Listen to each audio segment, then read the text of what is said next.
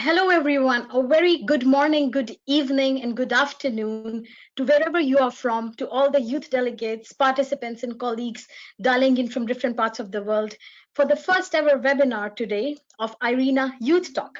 We are very, very delighted to have all of you here with us, joining us, and we are very excited to start this. From renewable energy being a topic that was brought into attention over the last couple of years, especially with the rise of the clean development mechanism, to a point that where now renewable energy is seen as a primary solution to climate crisis and being a SDG target of itself, we have seen a range of conversations and perspectives emerge. It would be fair to say that engagement of young people within the renewable energy sector has also evolved equally. From being a topic of research to them, to young people being community organizers, starting their own initiatives, young entrepreneurs, they're already taking lead and making change all over the world. Over the last years, we have also seen young people involved in the review of SDG 7, whether that was at the high-level political forum in 2018, and this year as well, where SDG 7 or renewable energy continues to be an entry point for high-level political forum 2020. To give you more a background, Irena, together with the youth constituency, hosted the first ever Irena Youth Forum in January 2020, where young people from over 40 countries came together for 4 days of dialogues, exchange, learning, and networking, and also presented the outcomes of their work to the first ever time in the Irena Assembly, to governments and other institutions. This webinar series therefore is a continuation of the great work and partnership that Irena Youth and youth organizations all over the world have been building to mainstream youth engagement in context of renewable energies, make young people agents of change, and empower them as they do their work. As we continue this webinar, I also want to recall that we are not in normal times. We are in middle of a pandemic, a health crisis, one that generations like mine have never witnessed before. So wherever you are joining from, you have all my solidarity and support, and I hope you and your families are doing fine in this aftermath. So let's get started today. And in the agenda for today, we have different sessions that we will be going through. We'll be starting with a short briefing from our DG of Irena, followed by presentation from the SDG 7 Youth Constituency, followed by panel discussions where you will have chances to interact directly with the DG and youth leaders from all around the world. So without wasting any further time, let's get started. As the first speaker of the day, we are very delighted to have Director General of Irena, Mr. Francesco La Camera, to deliver opening keynote remarks and also engage with us later during the webinar in different interaction segments throughout. Mr. La Camera took the office of DG in April 2019 and brings more than 30 years of experience in field of climate, sustainability, and international cooperation. This specifically includes his leading of the Italian delegation to UNFCCC's COP21, where the Paris Agreement was adopted. And he served as the delegation coordinator until COP24 in Katowice. He has also been responsible for preparation and organization of G7 when Italy was the presidency in 2017. Under his leadership, Irena, as an agency, has forged a series of new partnerships with UN organizations, including UNDP, UNFCCC, Green Climate Fund, among others. A key priority for his tenure is to implement a more action-oriented approach to agencies' work. And if I may add, Mr. La Camera has also been a big advocate for youth engagement and engagement of different stakeholders in the context of Irena's work and preparation. We are very honored to have you here with us, Mr. Camera. And now I hand over the floor with you to deliver the deliver the opening remarks. Oh, thank you. Thank you, Ugrana. I don't know if I pronounced well your name for your nice introduction for your nice word. And dear all, I'm very, very happy to have you here from all over the world. I'm delighted to welcome you to the first Youth Talk, where we will discuss your perspective on the impact of the COVID-19 on the renewable energy sector and on the energy transformation. At the beginning, I'd like to thank our moderator, and panelists from the UN and UNEP Major Group for Children and Youth, the SDG 7 Youth Constituency, Students' Energy, and some of the participants of the first Arena Youth Forum last January, which was held at the margin of the Arena Assembly. We welcome your strong engagement in this event and beyond. Youth are key agents for social change, innovation, and climate action. In recent years, you have been increasingly involved in the sustainable development discourse by contributing to shaping the agenda of tomorrow. You, the youth, you play an important role in accelerating the global energy transformation. And Arena has been engaging with you through a number of capacity building initiatives.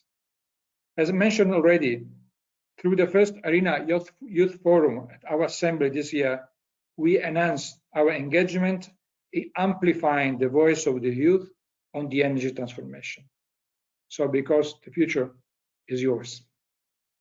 Our youth talk today is a continuation of the engagement through which we want to further enable you to drive positive changes for your communities and also in other parts of the world.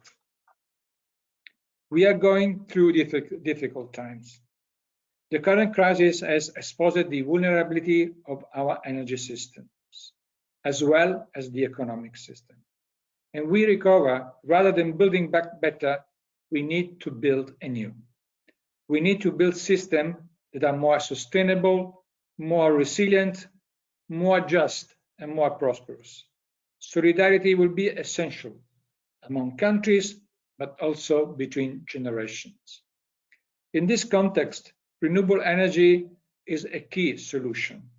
Importantly, it enables us to tackle two of the largest crises we are facing at the moment: the health crisis, but also the climate crisis. It is imperative that we ensure that our short-term response for recovery are in line with our medium and long-term perspective goal, as been envisaged in the first Global Renewable Outlook that we launched just a few weeks ago.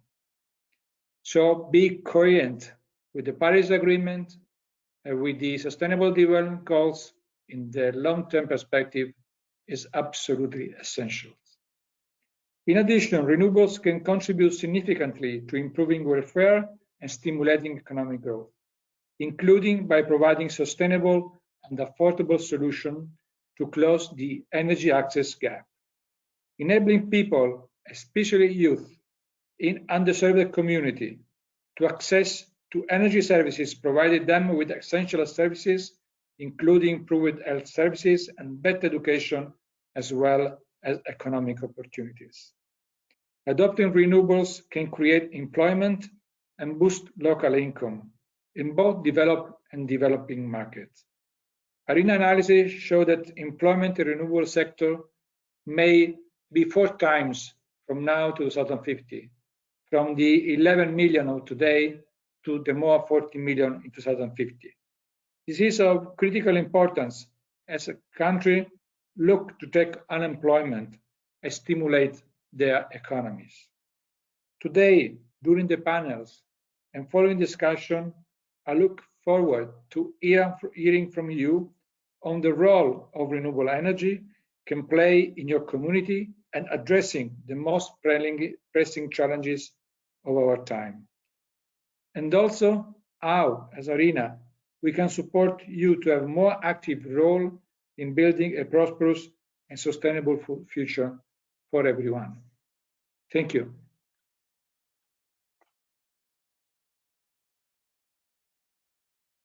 Thank you very much, Mr. Camara, and also thank you for taking time in your busy schedule for joining us here with us today. We are aware that you have ministerial sessions going on, and we really do appreciate your time to spend this interaction with the youth delegates from all over the world.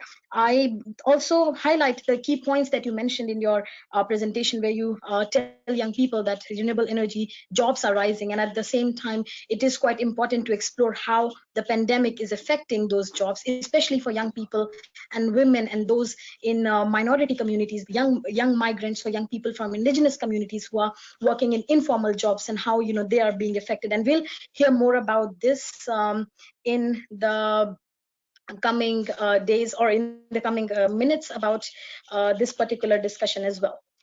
The next in the line, we have a very special video message from the government of the UAE. Dr.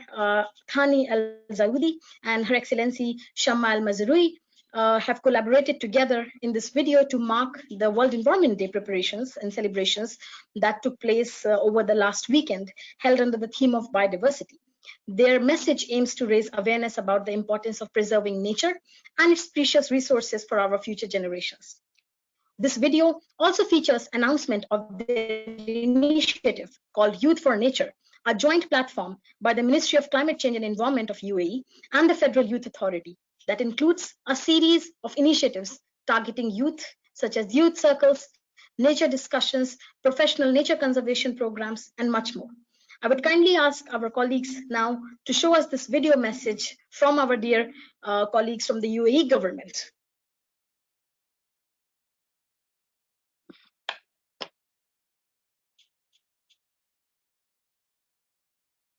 يحتفل ملايين حول العالم كل عام بيوم البيئة العالمي، وهذا العام نسلط الضوء على التنوع البيولوجي وأهمية رفع الوعي والعمل من أجل حماية البيئة. وفي دولة الإمارات بدأ الاهتمام بالتنوع البيولوجي للبيئة على يد الوالد المؤسس المغفور له بإذن الله الشيخ زايد بن سلطان طيب الله ثراه، حيث ركز المغفور له على تحقيق التوازن بين النهضة الاقتصادية والعمرانية وحماية البيئة ومواردها الطبيعية وتنوعها البيولوجي وضمان استدامتهم. بدأ الوالد المؤسس بإنشاء العديد من المحميات الطبيعية، حيث شكلت موائل آمنة للعديد من الأنواع الحية في الدولة. وعلى خطاه صارت القيادة الرشيدة وبذلت كافة الجهود في تنمية المحميات الطبيعية وتوسعتها، حيث أصبحت دولة الإمارات اليوم تضم 49 محمية طبيعية، منها 10 مواقع مخصصة للأراضي الرطبة ذات الأهمية العالمية وضمن اتفاقية رمزار. كما نفذت الدولة العديد من البرامج للإكثار وإعادة تأهيل حماية العديد من الأنواع المهددة بالانقراض ولضمان زيادة أعدادها، كذلك إعادتها إلى مواطنها الطبيعية. وتستمر وزارة التغيير المناخي والبيئة بالتعاون مع الجهات المحلية بجهود الحفاظ على التنوع البيولوجي من خلال برامج عدة، منها تطوير خارطة الإمارات الذكية لرأس المال الطبيعي، وتحديث خارطة المواقع الهامة للطيور في الدولة، وتطوير الخطة الوطنية للمحافظة على السلاحف البحرية وأسماك القرش، وكذلك إطلاق مشروع السياحة البيئية كنوز الطبيعة في الإمارات. ويأتي صندوق الشيخ محمد بن زايد للمحافظة على الكائنات الحية كأحد أهم المنظمات المانحة للمساعدات الصغيرة للحفاظ على أنواع الكائنات الحية المهددة بالانقراض حول العالم. وبجانب هذه الجهود كافة تستمر الجهات المحلية وهيئات البيئة المختلفة في الدولة في تسخير كافة الإمكانيات للحفاظ على استدامة هذا القطاع الحيوي ودعم جهود صون الطبيعة في الإمارات. كما نفخر في دولة الإمارات بتمكين الشباب وتعزيز دورهم الفعال في دفع عجلة العمل لضمان استدامة التنوع البيولوجي من خلال الدعم المستمر لجهودهم في العديد من المبادرات، مثل تطوير الأبحاث العلمية، وضع وتطوير التشريعات والسياسات لتعزيز أنظمة حماية وصون الطبيعة، إدارة المحميات ومراقبتها وتنميتها للحفاظ على الحياة البرية، وكذلك تمثيل الدولة في المحافل المحلية والدولية لتعزيز مكانتها الرائدة في مجال التنوع البيولوجي. واستكمالا لهذه الجهود يسرنا الإعلان عن مجموعة مبادرات الشباب من أجل الطبيعة، والتي تهدف إلى وضع وتنفيذ مجموعة من البرامج لتمكين الشباب، تتضمن حلقات شبابية ومناظرات من أجل الطبيعة، إضافة إلى برامج مهنية لحفظ وصون الطبيعة. تعلمنا جميعا من الظروف الحالية أن تكاتفنا وتوحيد جهودنا هو السبيل الأمثل لمواجهة كافة التحديات. وفي يوم البيئة العالمي 2020 نتعهد للعمل معا لحماية التنوع البيولوجي ولضمان استدامته لمستقبل أكثر ازدهارا لنا جميعا من أجل الطبيعة ومن أجل استدامة كوكبنا.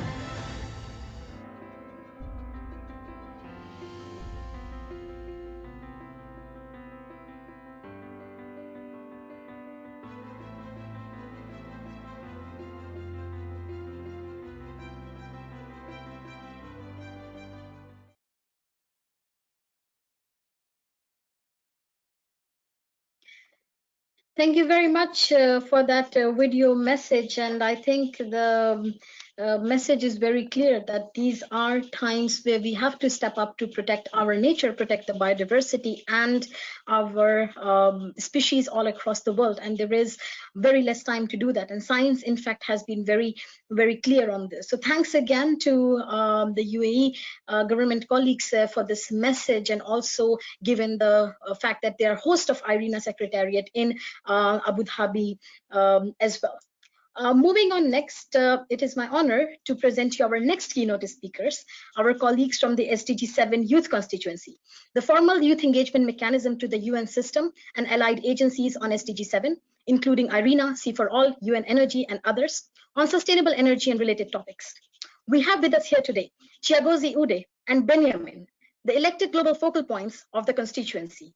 Ude is a 25-year-old youth advocate from Nigeria who has been active in climate and environmental movement since a young age.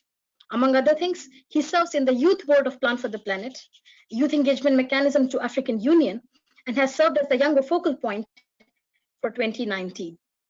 Benjamin, a 21-year-old student, also living in Abu Dhabi at the moment, has been involved in the research on renewable energies, youth engagement on renewable energies in the European level, and also is part of the youth organization Science Policy Circle.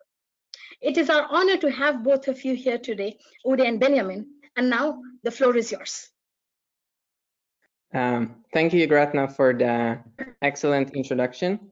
As you already gave introduction of what is SDG 7 Youth Constituency, I would just like to say that everything that we do is a result of team effort, and we are very happy that earlier in May we onboarded a team of excellent regional and thematic focal points that are supporting us, and everything that you will see in this presentation is also a result of the inputs that we received from many youth from around the world. So in this difficult time, we would like to focus more on how COVID-19 crisis has impacted youth in the energy sector. And we will start with talking about those ways that the impacts that COVID has had.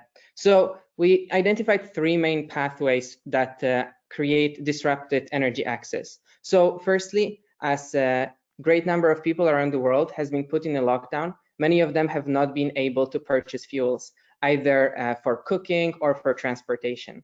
Secondly, as everything has moved online, the demand for electricity has skyrocketed, and for many countries, their electricity generation are not sufficient to provide for everyone. And what could help is construction of new energy infrastructure, but this has been stopped because of health concerns and safety concerns, which are very valid, but nonetheless, they can contribute to creating this disrupted energy access that then widens the energy gap between electricity supply and electricity demand, and drives many problems that include problems with education, job losses, loss of customers and revenues for companies in the renewable energy sector, disrupted advocacy, and food scarcity and increased waste. So to give some more specific examples, in terms of education, as we all know, many people have moved to remote education. However, that has been disrupted, as in some places the electricity access to be able to join classes is not possible. Moreover, lockdown has prevented many training programs, internships, and degree programs that require in-person educational component. And this is very, very relevant to youth currently preparing to start their career in the renewable energy sector. And those both problems have compounded, and unfortunately, we may be seeing shortage of young professionals in this sector in the upcoming years. Secondly, there are many job losses because renewable energy sector, like many others, has suffered. And there's also reduced investment. So many renewable energy startups that would like to begin their operations are not able to do so. And those that exist have to adjust their operations to change governmental regulations like social distancing.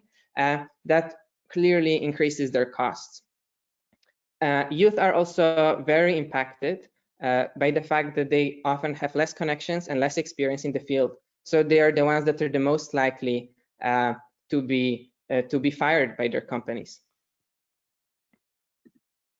Then when it comes to this, what we already mentioned about lockdown, while some sectors have benefited from being recognized as essential workers, in most of the places, renewable energy startups and companies unfortunately haven't been so, and thus companies are not able to continue their operations and therefore need to cease. And then energy is very important when it comes to production and storage and distribution of food. So because of lack of fuel that I mentioned before, the harvest is disrupted, as well as storage and further transportation. Then on the consumer end, because there may be no electricity, many food will go to waste because there is no way to store it properly, or will not be possible to make it ready for eating because there is no fuel to cook it. And the last aspect of impact is in the advocacy field, where we have been seeing very powerful youth movement to advocate for greater climate action and deployment of renewable energies. Because of lockdown, those protests and gatherings are not possible anymore, and that to a large extent impacts the visibility of the movement and potentially the keeping on the promises. So that's all on the side of the impacts, and now I'm passing to Chagozi. Yeah, thanks a lot, Benjamin. Thanks a lot for that excellent presentation, and good evening from Abuja in Nigeria here. I'm just going to quickly just start off from where Benjamin stopped already to highlight concrete examples of how this is affecting young people, globally. Members of our constituency already sent us how it affects them in different ways, and I will just be doing just that to present that here.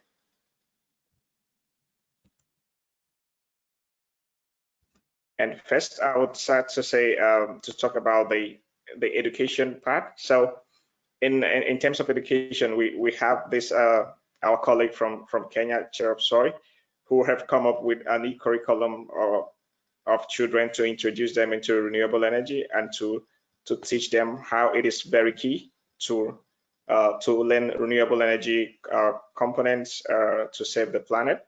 She's also in the process of writing a children's book on the series on the same topic, just trying to utilize her time while in the lockdown to educate young people on the use and importance of renewable energy. And then a lot of young people are trying to innovate how they can navigate around the lockdown, especially when they are not considered as essential workers. And we have people innovating, such as Abidin Olasupo, who have introduced a gas on the wheel that they now deliver cooking gas, through digital ordering to their users and to their customers.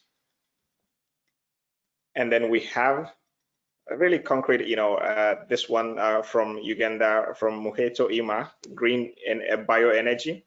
We have the situation where there are lower sales and also reduced revenue, and they've had to make very tough decisions regarding laying off workers. They've had to transition to weekly shifts to accommodate their workers and enable them have social distancing, but of course have had tough conversations about laying off some of them because at the reduced revenue, they can't actually pay the salaries of all of them at this time. And then they've also committed to educating their neighbors on the precautionary measures they are supposed to take at this time. But the loss of job comes in concrete ways as this. And then, yes, Benjamin already hinted at this, where you have reduced investment. There are a lot of contracts, a lot of deals that have been signed, but when are they going to take off? So with the lockdown already on, to continue electrification projects that are already signed off, it's quite difficult. To implement new agreements have been quite difficult for some of our colleagues.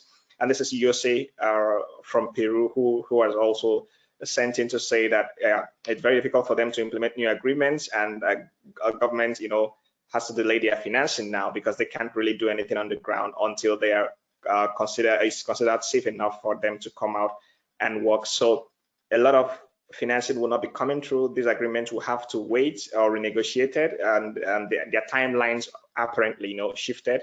So it's really difficult to restart the installations until the current time period is over. But of course, they've developed other strategies to guide their customers to continue the non-specialized work through webinars and video calls, which is quite innovative, that you can actually reach your users and try to guide them through what they could do without you being physically present. And they've also deployed webinar and video series to do other public engagement.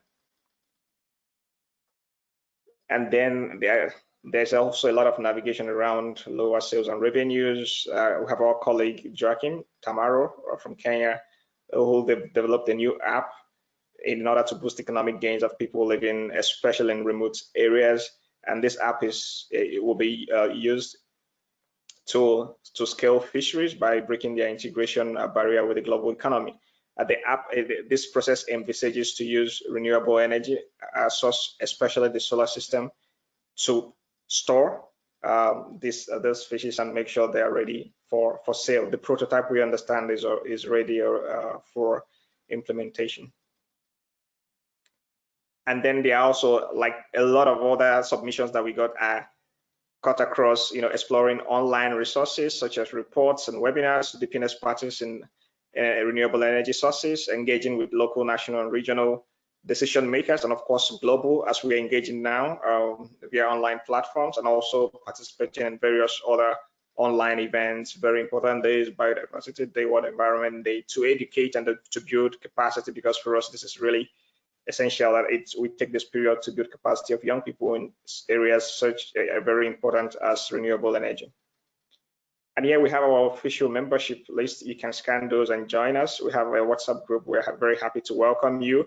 You can just sign up in there on our link, or just scan it with your phone, and then we'll be there to welcome you. We're really excited. We've kicked off, and we're looking forward to welcoming you all to work regionally across various thematic areas and also globally with all our colleagues. Thank you. Thank you so much, Benjamin and Chiagozi, for that incredible presentation, which not only highlighted what young people are facing as a result of COVID-19 pandemic, but also fills us with hope that young people are stepping up, taking action, and doing their part in their communities, in their countries, and already being these agents of change when it comes to driving action on sustainable energy. I also congratulate you for a formalization of the youth constituency as the space for civil society continues to shrink within the UN system. It is more than important that we have democratic spaces where young people and their organizations from different countries, irrespective of their sizes, scope, areas of work, have equal opportunities that come from the UN system and allied avenues. And again, the youth constituency provides that space. So I thank you for your service, and I thank you for the incredible presentation that you have shared with us. So colleagues, now we are going to moving on to the first part of our panel discussion. And the question for the first part is, how can renewable energies or renewables help reduce the impact of COVID-19, and what is the role of role of youth in these? The UN system has been very vocal on mobilizing the Build Back Better narrative, with the notion that we cannot get back to the normal that we came from before COVID-19.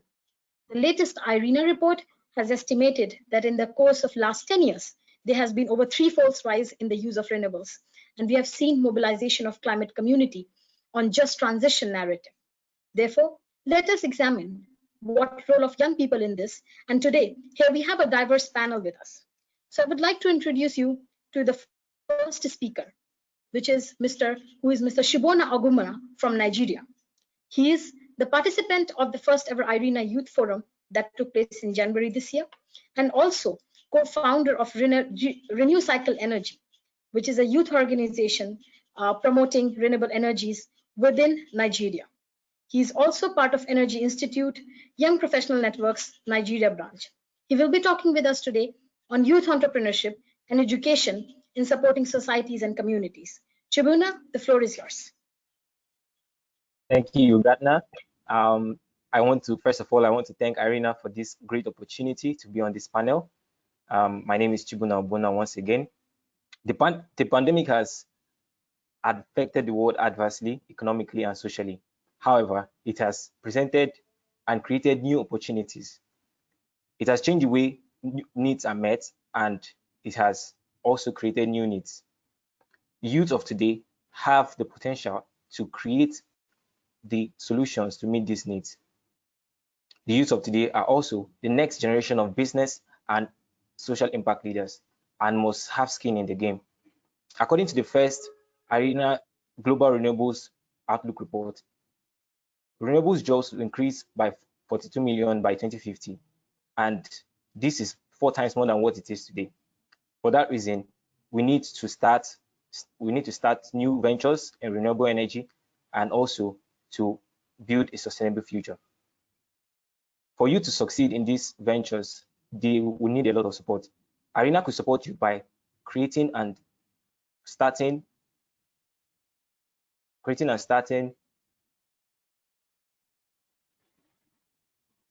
IRENA could support you by creating and starting incubation programs and acceleration programs where youth could build the skills necessary to, start their ventures and also access funds for their projects. For example, Recycle Energy is currently undergoing an incubation program sponsored by All On and Clean Technology Hub in Nigeria. Secondly, IRENA could also connect youth to mentors and also project developers in country in order to develop the skills necessary to deliver the energy transition by 2050. An example of these tools that IRENA could also create are like the IRENA Project Navigator tool, which helps project developers to build bankable renewable energy projects. On education, youth must pursue transformative knowledge backed up by research and also in line with the Sustainable Development Goals.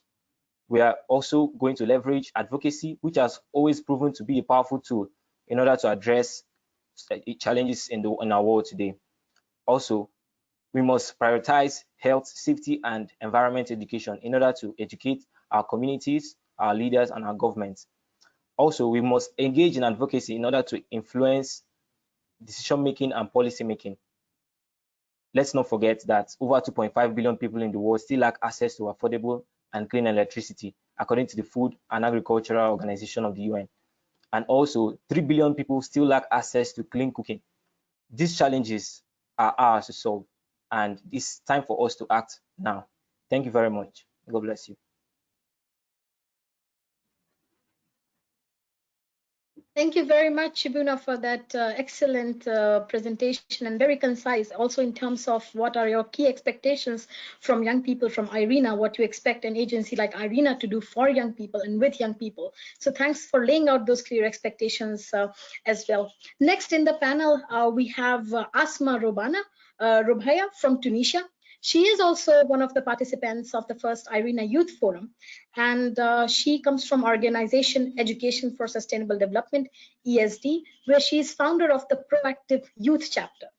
She will be speaking to us about role of renewables in the health sector as response to COVID-19 from a youth perspective. And I would also like to remind our speakers that we have a limited amount of time. So if you can keep your interventions brief, so we have more time for the interaction session as well. Asma, the floor is yours. Thank you, Yugratan. Thank you for everyone who's attending our webinar. Thank you for our panelists and for IRENA to give us this amazing opportunity to share our perspective. So yeah, I was one of the delegates of the first IRENA Youth Forum, which was one of my best experiences that made me now more involved in this renewable energy transition. So as you know, the current COVID-19 situation stressed on the importance of having strong and sustainable health systems, and also on the importance of having renewable, uninterrupted, and reliable electricity. So here, renewable energy comes as a key component of this transition. So as youth, we have been researching and knowing more about what's going on in the world and how renewable energy can really help, and how renewable energy is helping the health sector all around the world in contributing and accelerating the global recovery due to the COVID-19 pandemic. So I have a very short story to share with everyone. In a country under conflict, a child was taken to the hospital because he couldn't breathe. He had and there was no electricity to power the ventilator because the generator was broken, and this country didn't have proper access to electricity. So unfortunately, this child died. So I believe we all imagine that renewable energy, and we know that renewable energy can make a positive impact, positive change all around the world. But did we imagine to what extent renewable energy can go, and that renewable energy can save people's lives? So if this hospital had renewable energy and had access to reliable energy, the life of this child and many other ones would be saved. So I believe in the current pandemic, many initiatives have been going on to really contribute to this transition and the situation all around the world. So I'll share with you some of the initiatives. For example, we have Sento Mobiles, which is a mobile disinfection container powered with renewable energy and offers protection against COVID-19. They provide contactless examination via e-glove system. We also have Simplify Power, which built a clean energy microgrid for COVID-19 hospital and migrants camp in Mexico.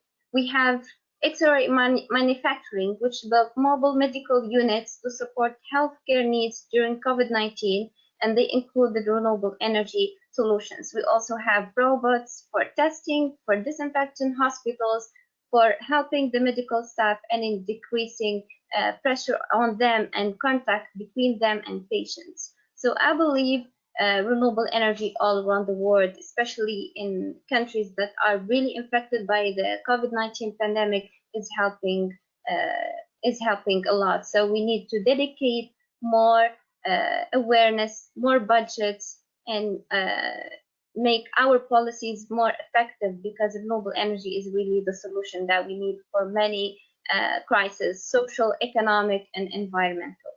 Thank you. Thank you so much.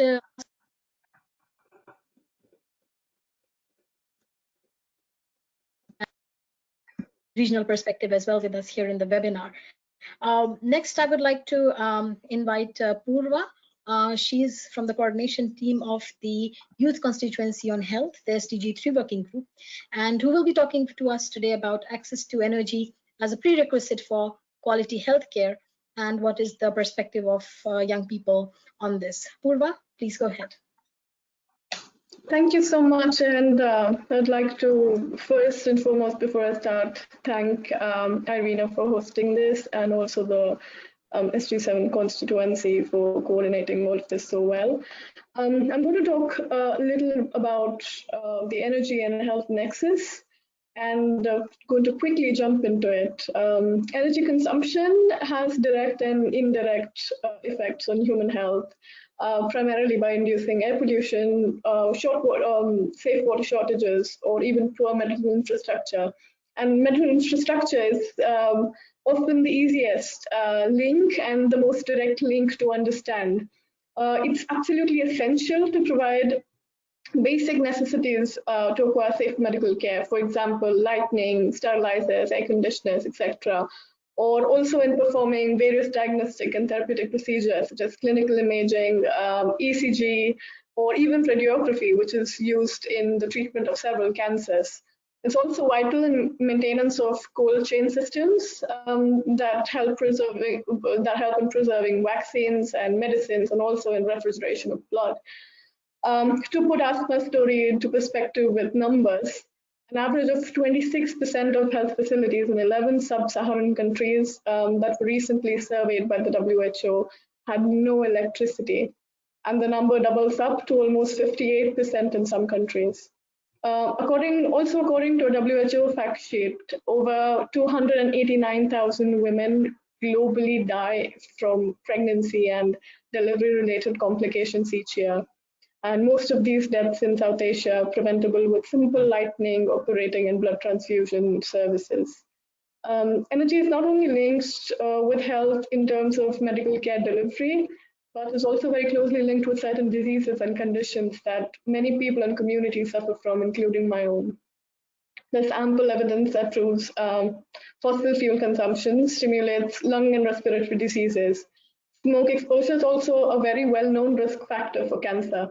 Nearly 3 billion people cook on rudimentary biomass and coal stoves, and exposure to smoke from these cause nearly half of pneumonia deaths in children under the age of 5, and 1/3 deaths of that are caused due to chronic obstructive pulmonary disease.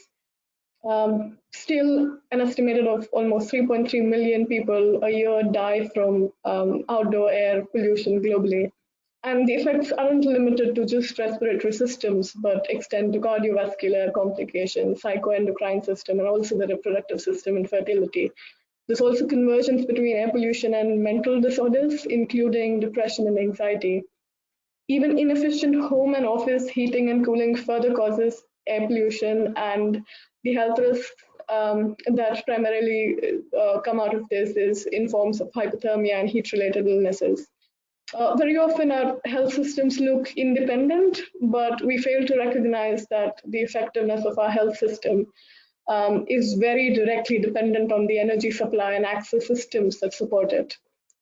And moving at this point, when I just look at all of this, one thought becomes very clear. Moving to renewable sources isn't really an option, it's a requirement. And in light of the COVID crisis, it's fair to say that it's put this whole lattice under tremendous strain. It's not only put pressure on our health, on our energy grids, and also disrupted access to healthcare, but people suffering from pre-existing respiratory conditions, a number of which are attributed to the effects of fossil fuel consumption, are now susceptible to COVID more than others. In the backdrop, there are also a number of solutions like solar vaccine refrigerators, solar-powered mobile health screening units. And that makes me ask myself a question, which I'm also going to leave to you while I end my intervention. Is it the dearth of solutions or the lack of strong will and intent that keeps us from moving forward and protecting not only our natural resources, but the health of millions across the globe? Thank you. Thank you very much, Purva, for highlighting that and also bringing these pre-consulted views from your constituency here in this webinar here with us. We are very grateful for that. So we will now move ahead to the panel discussion, and we have quite many questions that have come from different youth participants in the webinar through the slide that we have. If you still want to ask some question, my colleagues will post the link to the slide in the chat, so you can go ahead and ask your question as well. So, but for now, for the starters, we have some questions which I'm going to open to the panelists, and then I'll call upon you to respond. So the first question we have is from George Cooper Platt, and his question is that moving towards green energy is important, but what of the thousands of workers who cannot afford to transfer their skills over green energy, and then what should happen to them?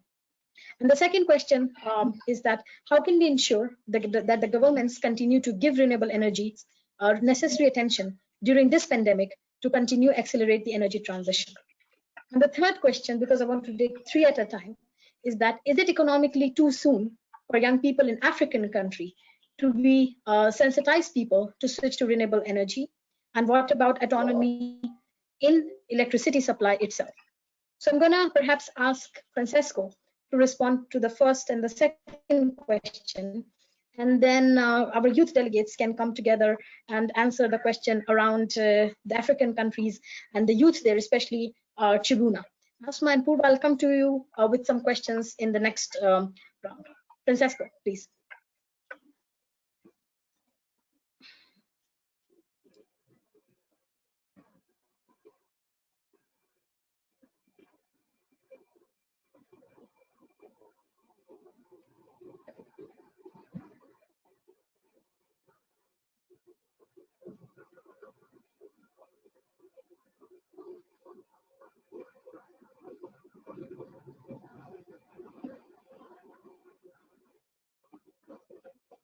Colleagues, did you follow what I had mentioned the questions?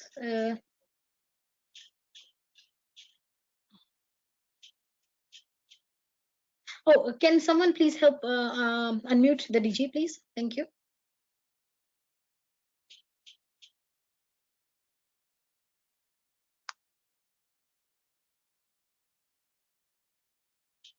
Mr. Lakamera, you're unmuted now.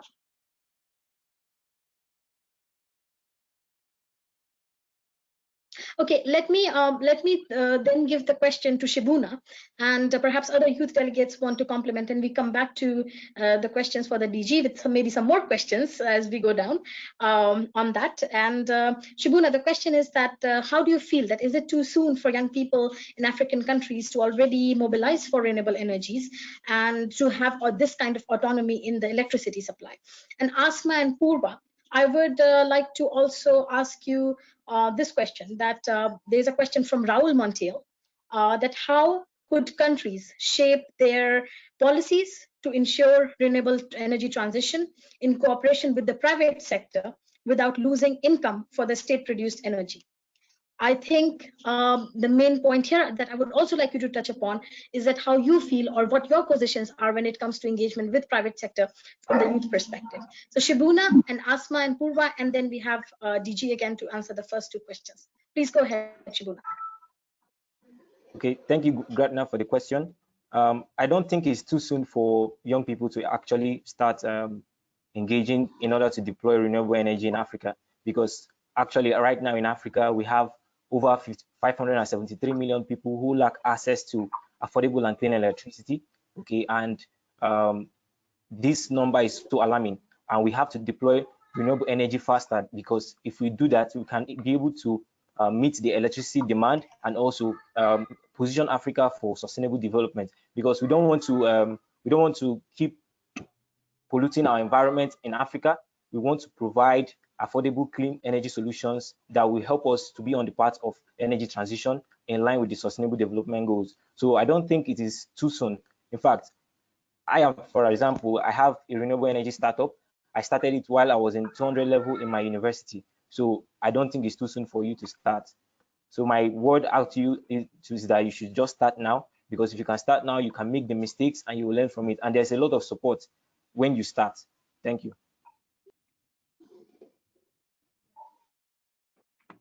Thank you, Chibuna. Well, I'll add on what you said, because me too, I'm also African. I'm Tunisian, so I live in North Africa.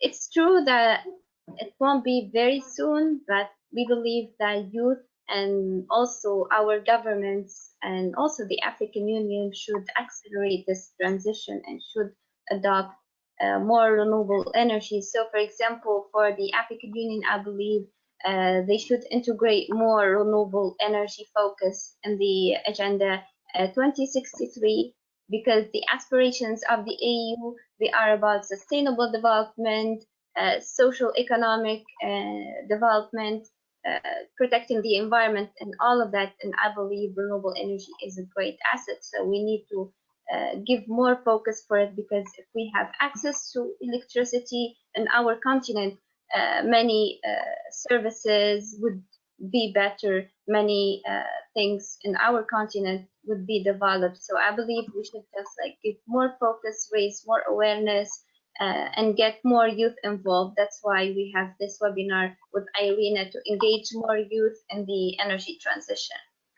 So when it comes to the engagement of the private sector and the linkage with governments, I believe the private sector and the government sector, they complete each other and should not be in competition. It should be and should be something like in parallel and more like collaboration and cooperation to provide the citizens with what is needed, with the energy they need for a prosperous life. So I believe we should promote for more collaboration, for more incentives by the government sector, for the private sector, to provide decentralization in the energy sector, specifically the renewable energy sector, and providing more diversification in the energy mix. Thanks so much for that, Asma. Just adding on to what Asma's already said, which I 100% agree with. I think a lot of our advocacy efforts also need some rethinking in terms of if you just look back at how advocacy is shaped in the renewable energy sector, especially I can only talk very specifically also in terms of health. A lot of it has always been very directed for health, at least for health infrastructure and energy consumption in the healthcare sector. A lot of it has been directed straight at government. And we often forget that these are two systems that go hand in hand with each other, and you cannot just have one system switching to renewable energy when the other system doesn't really step up on those lines.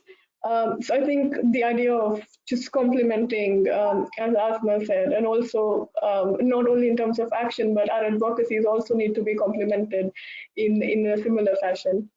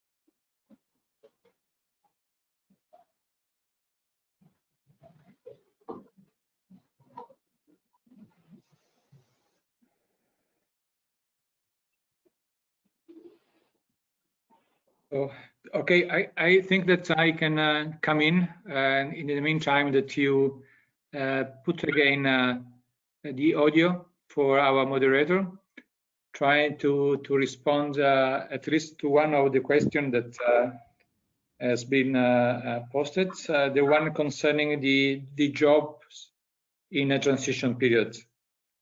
As you know, the just transition has been always in the center of the thinking of the agency. In this respect, we welcomed the fact that the policy initiative of the European Commission on the new Green Deal has made very clear that a large share of the money of the new Green Deal is going for the just transition. It means that naturally in any transition there are the winner and the loser, and we have to try to have only winner in this transition. And when we say that this tragedy of the COVID-19 can be also an opportunity, it means that in intervening so evilly the state into the economy, the state can accelerate the move from the sector of the energy system that have proven to be not anymore actual, where just a volatility of the price have stranded entire sector from the market, that there is the possibility to have the capacity to train the people from moving from one sector to another. So, and as you know, in all the work of the agency, moving to clean energy and moving to the energy transition is not a technological, it's just a technological choice. So I agree that renewables, so the technology is not an option, is a requirement, has been said by Burva, if I remember well. But it's also true that if we don't put the policy measure that make possible that the society is able to integrate this in their own life, we miss an opportunity. So it's evident that the There must be policies that make possible for people that is losing the job in the whole world may be trained and coming to work in the new world. I don't think that could be out of the reach the fact that people that is working in oil gas can work also on wind and solar. Think of the offshore wind. We have all oil and gas that for offshore. So the technology sometimes, the knowledge is more or less the same in certain points. So we think that it's possible, and we have to accompany the shift, the technological shift, but also the policy measures that make the people moving to the new sectors. Thank you. Thank you very much for those elaborate answers, all the youth delegates, and also DG and Shibuna. You captured very well the perspective of what African young people feel and what is the statistics there, which is something really interesting that you brought up. And Asma and Purva very well noted the perspectives from your region and also from the health perspective, how this looks like. Mr. La Camera also very well noted about the point that you made, how renewable energy task force, or the task force that is already working in the coal sector, is not the one that can perhaps right now work in the renewable energy sector. But this is again something that we have to keep addressing if we talk about just transition.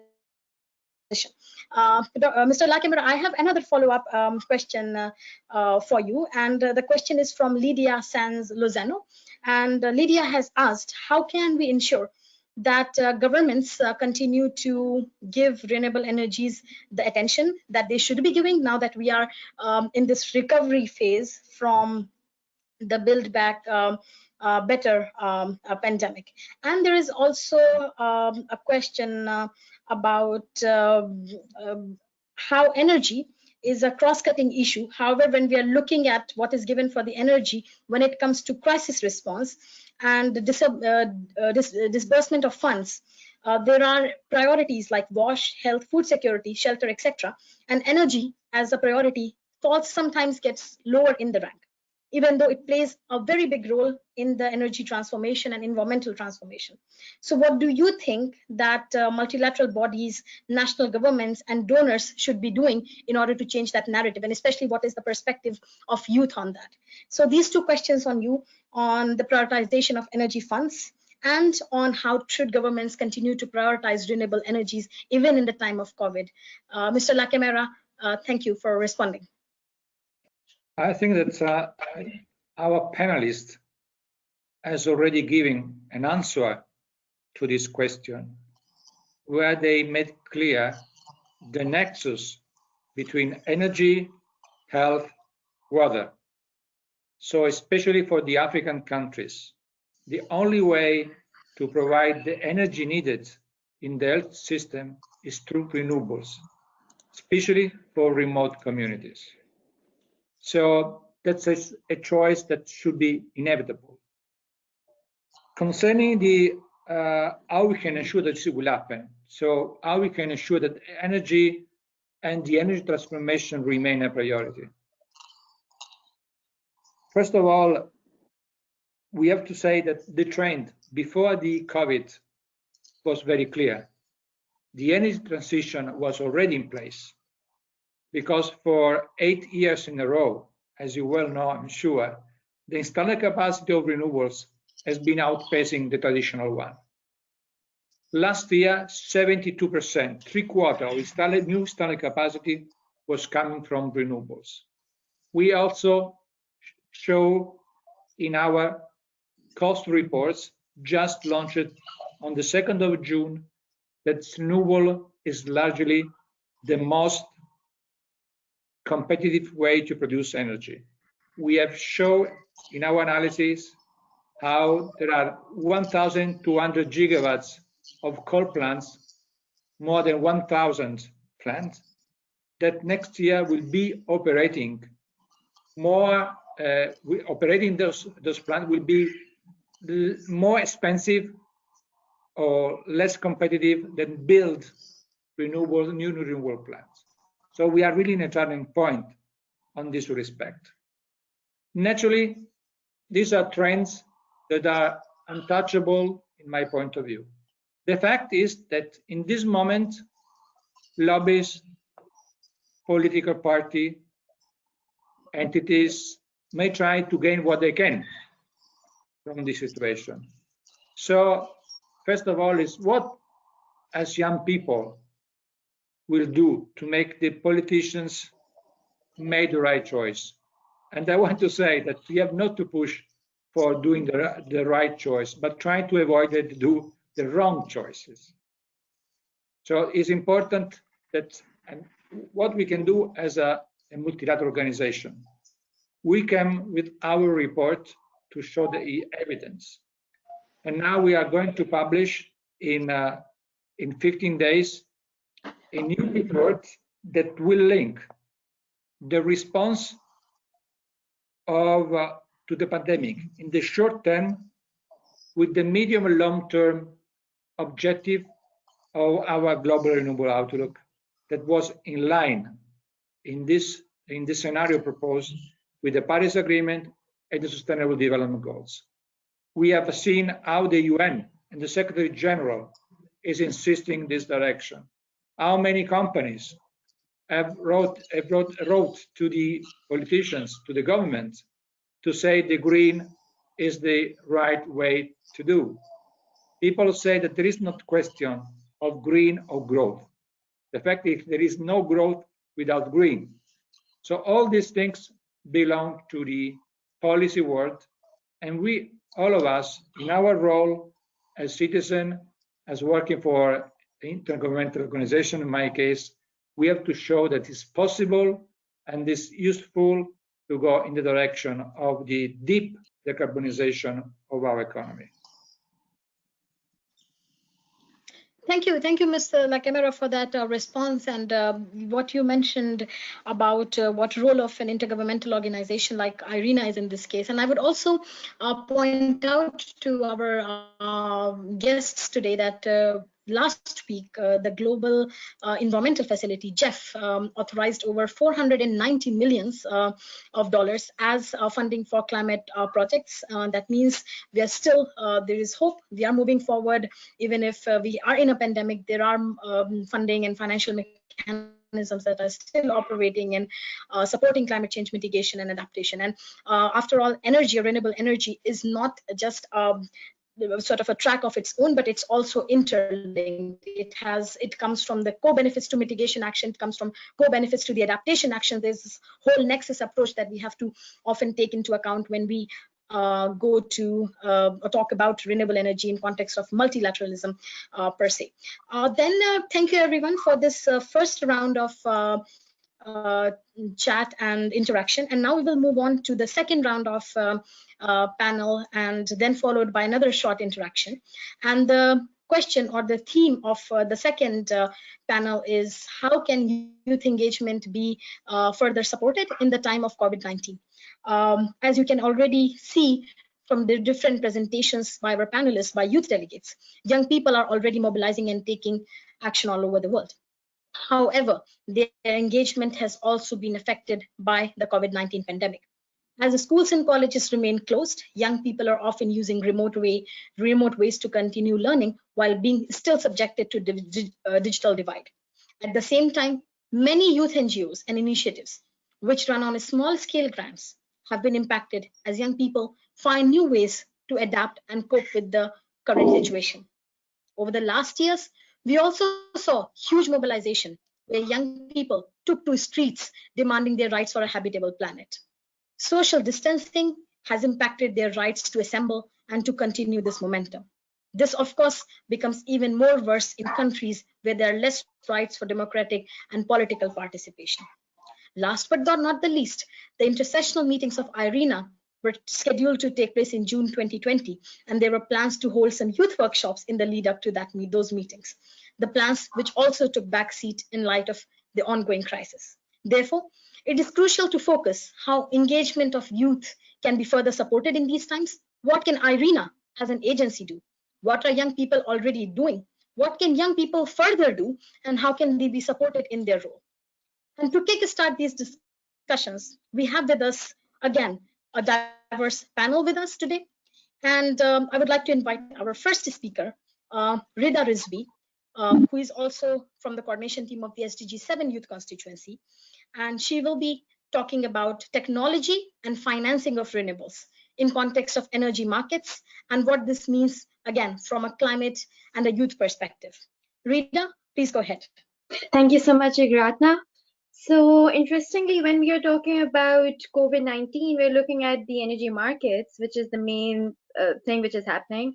In energy markets right now, what is happening is that the energy consumption has been reduced in a lot of countries to about -12% to -18%, which again is basically directly impacting the financial health of our discos, our distribution companies, our G&T investments. As a result of which we are seeing that the working cash capital of these utilities is basically reducing, and which is eventually going to cause an impact in the investment strategies of these energy infrastructure. So also another main point that we are seeing is that there's going to, because of the uncertainty in the load growth, we are seeing that there is going to be over contracting in a lot of countries, and there is going to be forecasting challenges as well in the future. Another important thing is that there is a fluctuation in FX prices. As we all know, there is reduction in oil prices right now, in fuel prices, which eventually is stopping people from investing in any of these energy markets right now. And again, that results in delay in CODs of a lot of construction projects have been delayed, including in case of solar, we are seeing out of 50 gigawatt, which was scheduled for Q2 to Q4 in this year, has been delayed. Around 30 gigawatt has been delayed. So looking at all of this, we are seeing that a lot of these contracts are actually going to, there is a threat of force majeure, and there's a threat of default payment risk. So what exactly is the solution to all of this? Is I would like to look into it from a technological perspective as well as regulatory measures. So it's happening in Brazil and a lot of other Latin American countries as well, that they're conducting structured negotiations and refinancing mechanisms. And when we're talking about that, it's interesting that renewables is something which has been promoted because of that. Also, we are seeing that there is a strategy which has been implemented, a financing strategy. It's called coming up with a pool of loans, in which what the government is doing, regulators are doing, is they're combining loans from all the local banks, and they're providing with optimal, like in optimized conditions, some loans to these discos and to all of these developers. Interestingly, in order to mitigate this cash flow, lack of cash flow, what another thing which the governments, a lot of the financing agencies are doing, is they're providing RECs, which is again like promoting renewables, renewable energy credits, and mitigating climate change at the same time. So and some of the short-term solution that we are seeing is that the discos are like in deregulated markets. They're selling their plants, their plant assets, and etc. Also, important thing for the youth in this perspective is to having this skill set. We have renewables, we have a lot of scope for renewables right now, but what we may lack is a proper skill set. Having an advanced knowledge of structured finance, of project finance, is very important right now. That is something that our youth should be involved in. Another important thing that we are seeing from the technological perspective is that there is, we see that because there is reduction in oil prices, there is a lot of people, they do not want to invest on these variable fuel prices anymore. Now they want to rely on local procurement processes, and by local and robust procurement processes, we're looking at solar equipment, we're looking at off-grid systems, off-grid solar systems for the healthcare centers. So that is another good opportunity for the youth as well, in which we are creating more jobs for the renewable energy, and in which we are basically seeing that youth, especially in countries like Africa, can actually be a part of this amazing mechanism. Thank you. Thank you very much, Rita, for that. Also highlighting how the case is going in, especially in developing countries with the falling fuel prices, and that becomes again a deterrent for communities and for families to invest sort of in the renewable energy aspect. Thanks for highlighting that. Next, we have Sajid Vijaysurya, who is a part of Science Policy Circle and also active member of the SDG 7 Youth Constituency, and involved in the youth engagement on renewable energy processes since quite a while, since we started engaging on this topic as the youth constituency. So Sajid would be talking to us about perspectives from the research and academia sectors, as well as what non-governmental sectors are bringing and what are some engagement initiatives by and for young people. Thank you. And I must tell that my intervention would be an extension of what the other youth advocates has been saying as well.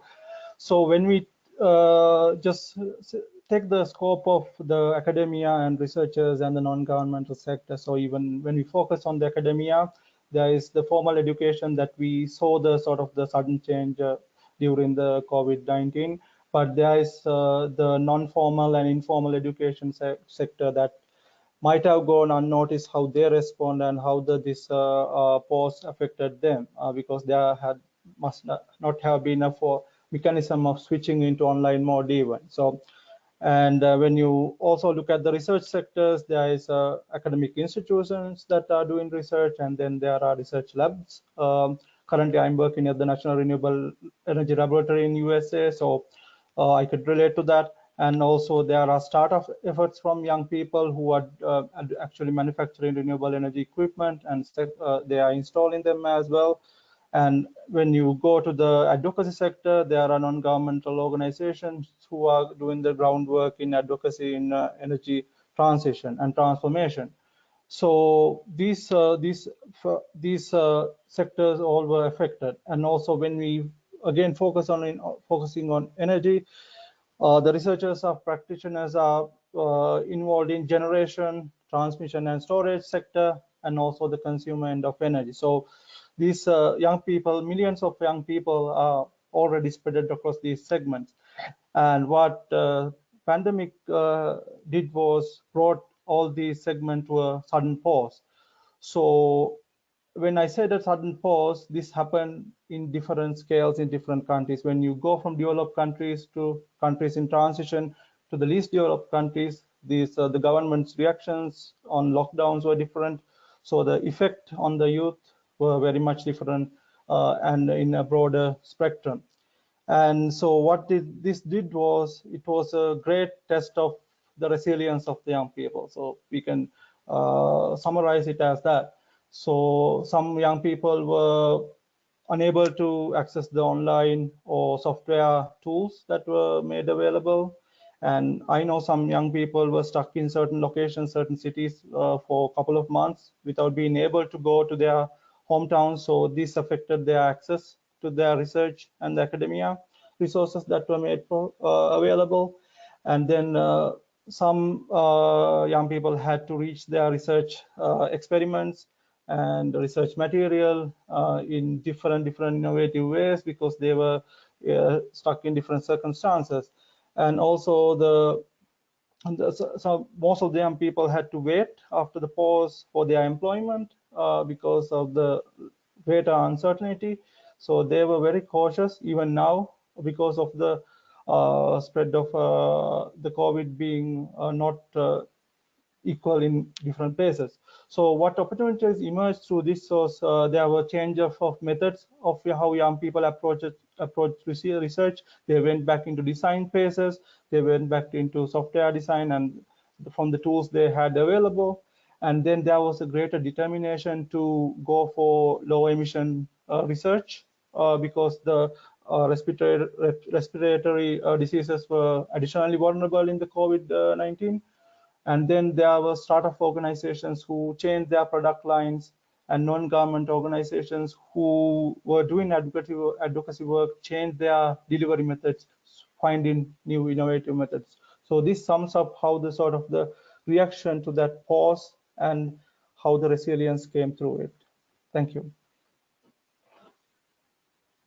Thank you so much, Sajid. And indeed, like someone from academia sector, you touched upon a lot of range of issues and how they are interconnected, what young people are facing and how they are responding to the current scenario. So thank you for that intervention, and also for the incredible work that you and your colleagues have been doing to advance youth engagement on these topics. So last but not the least, we have Meredith Adler, who is the head of Student Energy, which is one of the leading youth organizations that is working on the topic of young people and renewable energies for the last couple of years. They have been doing tremendous work when it comes to their engagement in different processes, World Energy Council, and they also helped organize the first ever IRENA Youth Forum in January this year. So we are very happy to have you here with us, Meredith. And Meredith would be talking to us about the role of effective youth engagement in bringing innovative system-level solutions to energy planning in the current situation caused by COVID-19, specifically touching on what green recovery and the role of young people is in those processes. Meredith. Thank you, Yugratna. And thank you all for having me on the webinar. As Yugratna said, I'm Meredith Adler, and I'm the Executive Director with Student Energy. And we have a network of about 50,000 young people in over 120 different countries who are working to become the next generation of energy leaders as they lead very much in their communities today. And so one thing I would really like to touch on within this conversation, and as many people have alluded to, youth engagement is very important. But I would say that actually, there's a time now to challenge governments to move beyond youth engagement to youth empowerment. And the difference is that youth empowerment is when you work with young people to achieve shared objectives. And so I think as we look to recover from COVID, as we look towards the Green New Deal, as we look towards what we want the world to look like, we need to see young people as a tangible actor within that, not just people to be consulted in a workshop or given a nice photo op. I think it goes much beyond that. And where governments, I think, have struggled, and we at Student Energy have the luxury of having been around trying to do this for about 10 years, so we have some great lessons from this. But I think where governments often struggle is understanding what role youth can play and how they can play it effectively. And often it's not necessarily about putting youth over in one section and having adults over in another. It's really about how do you make sure that young people have the tools in the toolkit to be able to sit at the table. And so Student Energy does a variety of training programs, like our Leaders Fellowship program that teaches people skills to get projects completed, or Greenpreneurs program that focuses very much on entrepreneurship alongside the Global Green Growth Institute and Youth Climate Lab. But these types of programs, what they do is they actually allow for youth innovation to be unlocked, because young people are now speaking the language of business, speaking the language of government. They know how to make a strategic plan, a budget, whatever it is that they need to be able to sit at the table. And then when youth engagement is unlocked, really what you can do is work together on these shared objectives, and intergenerational collaboration is shown to be one of the most effective tools for innovation, because you have young people and you have their ideas and their way of seeing the world a little bit differently because they haven't been in the system for 10 years. And then you have the experience of the energy industry, which is vast and which is necessary. There are reasons that the energy industry is so complex, and it's because of many of the reasons that my co-panelists have pointed out around how much impacts health and education and all of these things that are very essential to our lives. And so really thinking, my challenge, I guess, to IRENA and to all governments as they think through the COVID recovery is to think about how are you really addressing what we need for the long term. Yes, we need to recover from this global pandemic, and yes, we need to recover from these economic shocks, but also we need to build a different world. We need to build a world that is much more equitable. We need to build a world where you don't have riots in the streets because of inequity in different countries. We need to build a world where women are equally valued to men. These are all part of the COVID recovery and all part of the renewable energy transition, and young people are uniquely positioned to think about this. This generation is very globally minded, very focused on equity, and very focused on climate change. And I think there's a huge opportunity for governments to leverage this through really enabling youth empowerment. And I think partnering with some groups that we've seen here today, I think young people have really identified these gaps. There's just a power imbalance really on how these things work, and And once again, it's not about thinking about young people as an external force, but how do you work with young people to really leverage what they know to produce more effective solutions for what we all need. So thank you, Meredith, for that very clear intervention on highlighting what meaningful youth engagement means, and that young people are building a world that is based on globalization, on multilateralism, even if the world leaders, or at least some of the world leaders or politicians lack that political leadership. And political leadership is not going to fall from the sky. It has to come from the movements. It has to come from the people that are part of the societies and who have to push their governments to take action and at some point of time become leaders themselves. And we have heard already, from these incredible youth delegates that are already taking this leadership and taking the charge of making sure that there is change and that there is empowerment happening throughout as we move ahead in this COVID-19. I also thank you for highlighting the role of women and how our responses to COVID-19 recovery have to be both gender sensitive and gender inclusive, and we cannot afford to leave behind the minorities and the groups that are always or historically have been cornered and not included in the system. We would now move to interaction phase, and we already have some questions from our Slido platform, and the first question is for our DG, Mr. Lacamera, and the question is from Georgina Nastase. And Georgina asks Mr. Lacamera that you talked about transition from oil and gas to renewable energy. What is your advice on how we can do that? And secondly, are there going to be any support for female engineers within IRENA now that we are in this pandemic and looking at the transformations from oil and gas to the renewable energy aspect? DG, the floor is yours. I didn't understand perfectly the second part of the question. Okay, allow me to repeat. Yeah, the question was, what are some specific support that IRENA gives to female engineers and women staff, especially now that we are in recovery phase for COVID-19? Are there any special initiatives or support that would be provided to the female engineers? Okay. So I will try also to respond to this question, but also to some of the intervention of our panelists. So trying to give a more comprehensive response to this debate. That's also what the first part of the question of Georgina, how we can do that. First of all, you have pointed out how the COVID-19 is prejudicing many aspects of our life.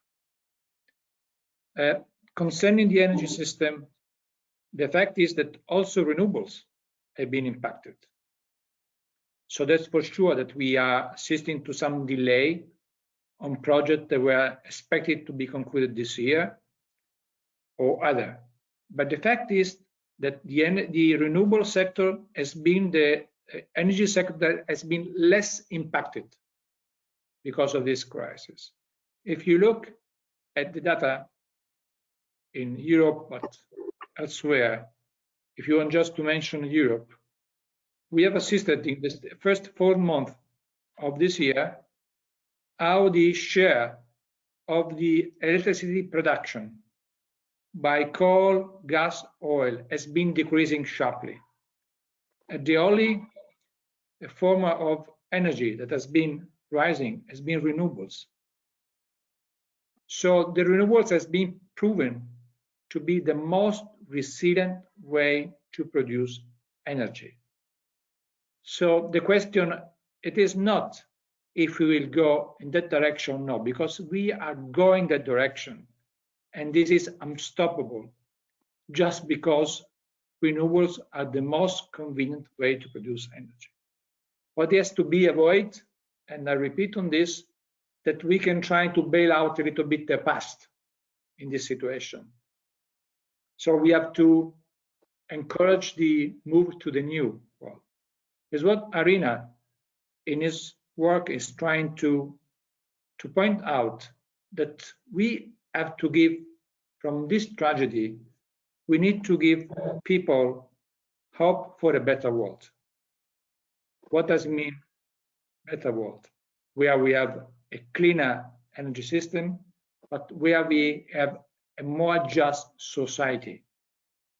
And working the energy system can give the option to work for a better society, giving electricity to people that has not access, to give a cleaner way to cook for in this case, for billion people, with a growth impact on Earth, on other. And also, because has been highlighted in the first section, what we can do, for example, for the young entrepreneur. We have talked about the initiative of the young people as a startup and others. What came to my mind, you post the incubation program and something like this, that we as Irena, we have launched the climate investment platform. The climate investment platform is organized in 14 regional platforms that are already active and where we are receiving ideas for projects. We are going to organize, as soon as the situation will improve, our investment forum, the Irena investment forum in the different regions. What comes from that discussion, that we can try to have in this investment forum a section of the investment forum dedicated to young entrepreneurs, where we can try to facilitate as much as possible the matching between the project of the young and the financial resources that are on the market. So this is something that is coming exactly from our discussion here today, and I hope my people is taking note of this. So the new word, I think, is everything that is relevant in building the new world is clean energy system, but it's justice. So we have to work for a more just world. Concerning what we can do for empower you, you say that if we have any specific support for women engineers, we have launched, as you know, this capacity building program for least developed countries, young people, and that naturally we have received the application. Due to the pandemic, we had to wait the pandemic to make people coming to Abu Dhabi or Bonn. So I hope that by the next autumn, the people that has been presented the application can be finally selected and bring to have their experience here in the arena. Naturally, also the young engineer can be part of this startup program that we will try to find a good place in our Arena investment forum. What also you can do for Arena to disseminate the language. So we can try to understand how we can better organize our meeting, because conference like this is important to maintain the momentum, but we have to try to find a more operational way, and I think that you can be very helpful in disseminate our work, and also some time to represent the Arena concern in the different forum where you are present. So I will think about it, but I will try to set an organization of your presence that will be more continuous and allow you to represent and disseminate as far as possible the message of Arena for a cleaner and more just world. I cannot tell you now, but I will consult also my people, and we will try to come with some kind of youth ambassador for renewable energy, something like this. Let me think about it, and I will come back to you soon.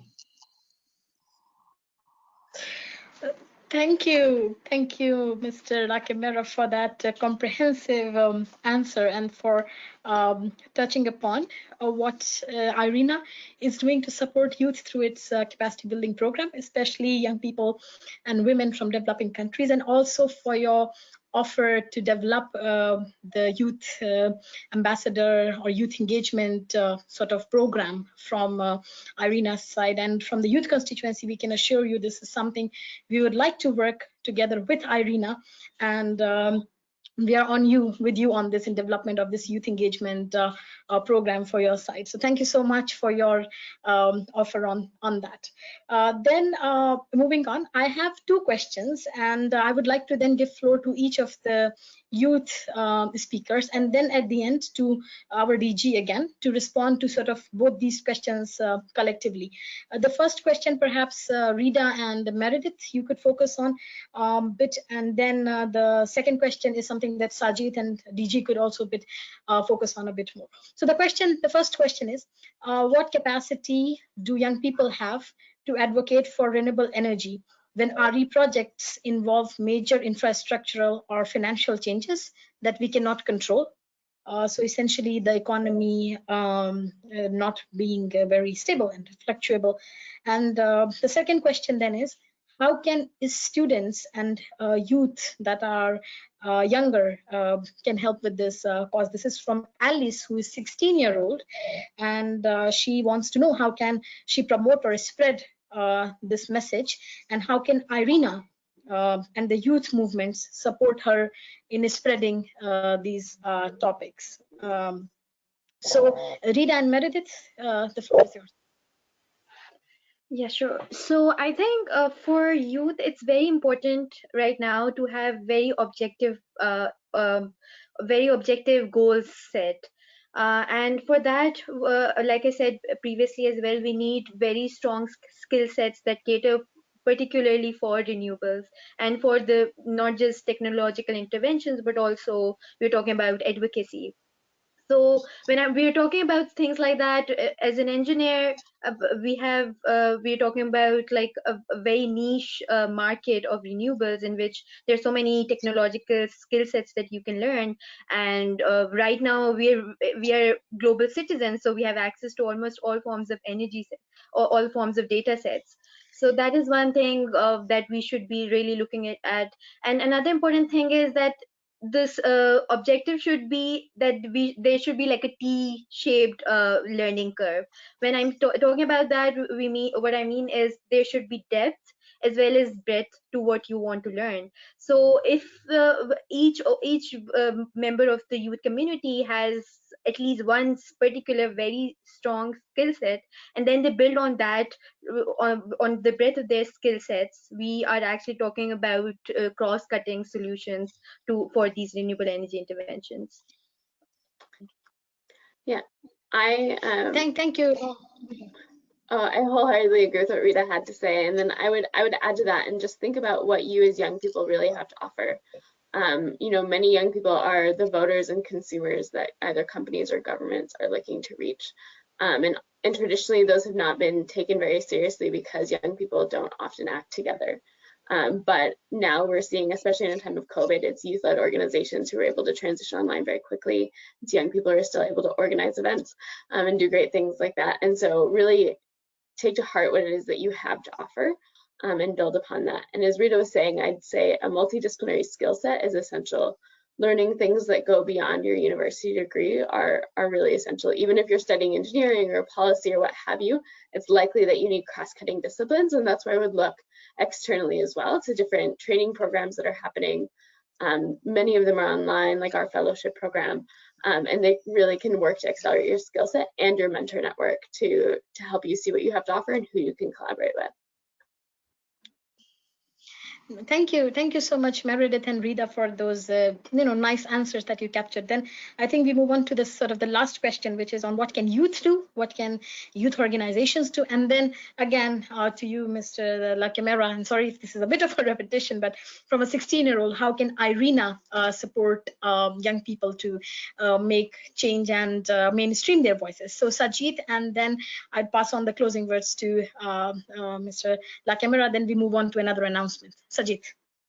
Thank you, Irena. So the perfect example of what youth organizations and youth platforms can do was demonstrated by Benjamin and Chiagozi at the very beginning. So one of the main platforms that we have created is the SDG 7 youth constituency, where no matter where you are come from, which region you come from, which thematic area you are interested in, you can engage in the events organized by the platform, as well as the events supported by the platform. So that is a vast engagement opportunity that young people can, of course, ask questions. If you have questions, you can ask the global focal points, and there's 24 people, young people, coordination team from representing different thematics, different regional representatives. So you can always reach out to them and ask your questions. And if you need tools to organize your own events and you need knowledge and any resources, research resources, you can always reach out to the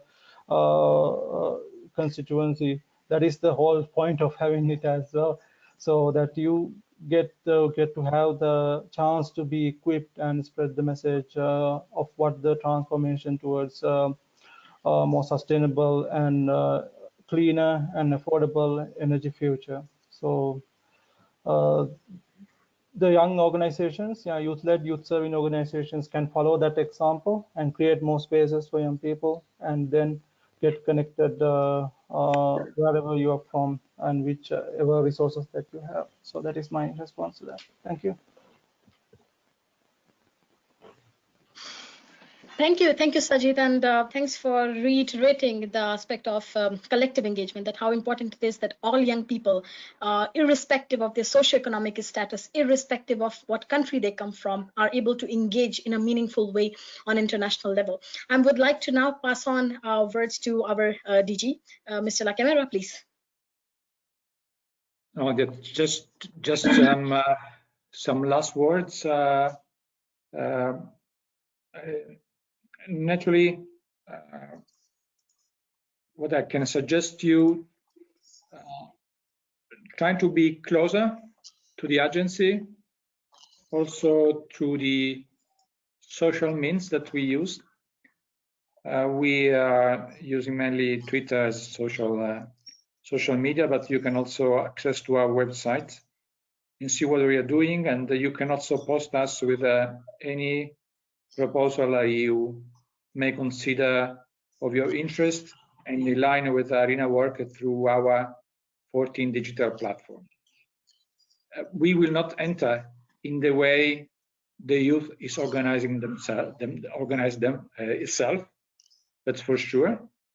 But it's also sure that I wish to come with something more robust in the relationship among Irena and the young people. And I will come to you with something enough soon, I suppose. And one other thing that I forgot to say, that we may organize for you, if you think it could be of your interest, some webinar on how to use the project navigator for the preparation of your projects. This, I think, could be done, easily done. And I hope also the people that is listening to take notes of this, so I will not forget. So surely we will come with this thing. One is that we will dedicate a session to the young and to our investment forum. I think this could be something interesting. We will come with webinars for Project Navigator, and we will come with an idea of a group of young ambassadors of Irena and we'll come with you with some criteria how to build this new creature in our today work. I really wish to thank you everyone for your participation, but I think I wish to give to you, moderator Hugh Gardner, the last word in this meeting. Please go ahead.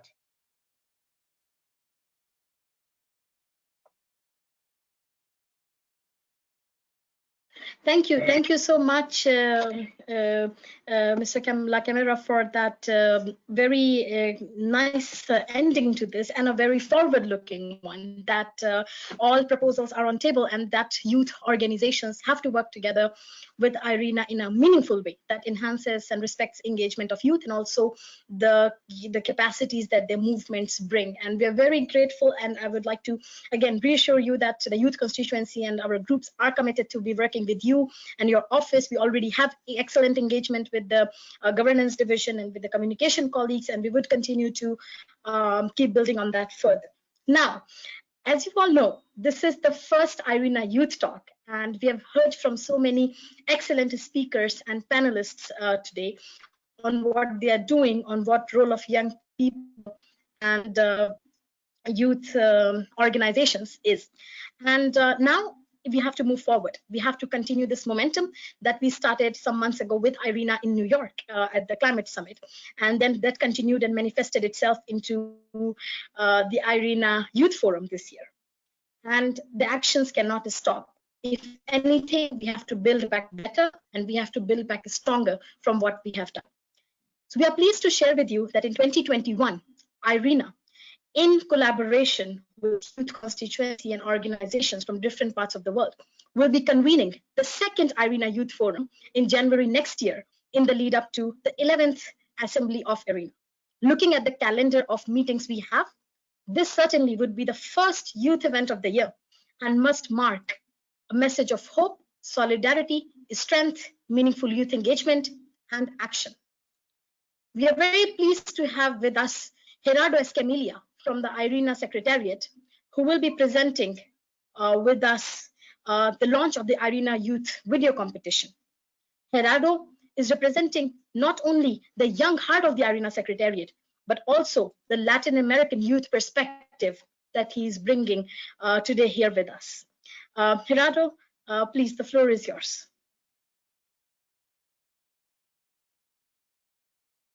Thank you very much, Ugradna, and thank you very much, panelists, for your time. It was a very interesting webinar. I hope our audience got inspired by the ideas we heard today in this webinar, because here at IRENA, we want to hear your voice. That's why we're inviting you to participate in IRENA's Youth Video Contest. The theme of the contest is going to be renewable energy in the time of COVID-19, Youth Actions for Recovery. So whoever wins this 1-minute video contest will get a chance to contribute to the IRENA Youth Forum that you just mentioned, planned for January 2021 at IRENA headquarters.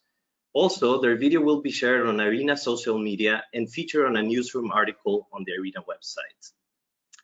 So if you are 30 years old or younger, no matter where you come from, no matter where you live, this is your chance to express yourself to IRENA and to the world. COVID-19 disrupted our societies in multiple areas, including the role of renewable energy. So think about the ways that renewable energy has changed your community, especially as a response to the COVID-19 pandemic, and share your thoughts through a 1-minute video. Starting tomorrow, 9th of June, you'll have 1 month to create your video in English or another language with English subtitles, upload it on Twitter, Facebook, or Instagram using the hashtag IRENA Youth Contest, and tagging IRENA on your video description. We will stop receiving your submissions on the 8th of July. Then a committee of 7 representatives will evaluate the video submissions. This committee is going to be made up of 4 representatives from the youth constituencies of the United Nations Major Group for Children and Youth, and 3 people from IRENA. The committee will select the winner of the video based on 3 criteria. The first one is relevance and adherence to the theme. So does your video show a clear message through a youth perspective on renewable energy in the time of COVID-19? Is that the central topic of your video? The second one is originality and creativity. Are you creating something unique, a fresh and original perspective that also tells a good story. And the third point is potential viewer impact. Is your video inspiring the young people to act? Can your thoughts be applied to others? So get creative, write down your ideas, prepare a clear message, and get the camera rolling, because in this 1-minute video, your message may inspire the world. This is your chance to take the spotlight, and we in IRENA are listening. For more information, you can scan the QR code in this presentation, but you can also write us an email to youth@irena.org. Thank you very much, and we wish you good luck. Thank you very much, Gerardo, for that overview of the IRENA, the video contest, youth video contest that is being launched. And I also thank you for reflecting inputs from the youth actually in the design of this video contest. I've seen the email chains, the long discussions that have taken place on this, and we are only grateful to you for having this very inclusive model of designing this program together with youth. And we hope that we continue this for future such programs of IRENA, that youth have a say in the design of the programs themselves, and of course the implementation and their empowerment that they do. With this, we would then, I would like to invite our DG, Mr. Camara, for one last final intervention and closing remarks, after which we would close the webinar, and maybe a call for action, Mr. Camara, or a message that you have for young people who are watching from different parts of the world, over 200 of them in this call. Oh no, please, not too long speech. I think we had a very good seminar, a lot of ideas, and also some proposals for future work. So I think we are fully engaged. I think that's I've seen that we have been in certain moments around 350 people participating to this webinar is a good success in my point of view. I'm really eager to work with you in the future. I think I need having the young people from the side of renewables, from the side of changing for a better world. So please stay together, and we are working, having perfectly in mind that the role of the youth is the role that will decide the sort of our world tomorrow. Thank you very much. Really, thank you very much.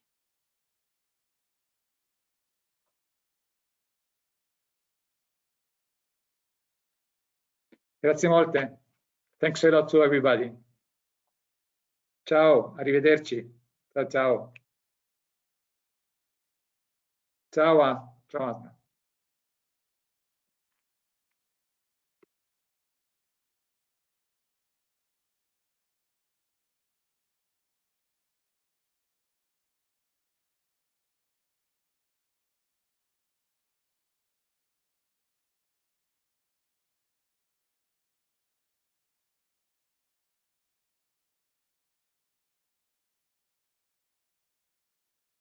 So I was saying, Mr. Camara has, La Camara has left us, but I would just like to end on some closing notes that the message is loud and clear. This is not business as usual, and we cannot go back to what we considered was normal, because that was not normal. I read an interesting quote the other day that said, "The system is not broken. The system was built this way." So if anything that this pandemic or COVID-19 gives us is that we have to become more closer to our nature, we have to become more closer to the biodiversity, and we have to live in harmony with our planet and with its different species. So if you're a young person watching this and who joined us here today, I call upon you to take action, to get involved.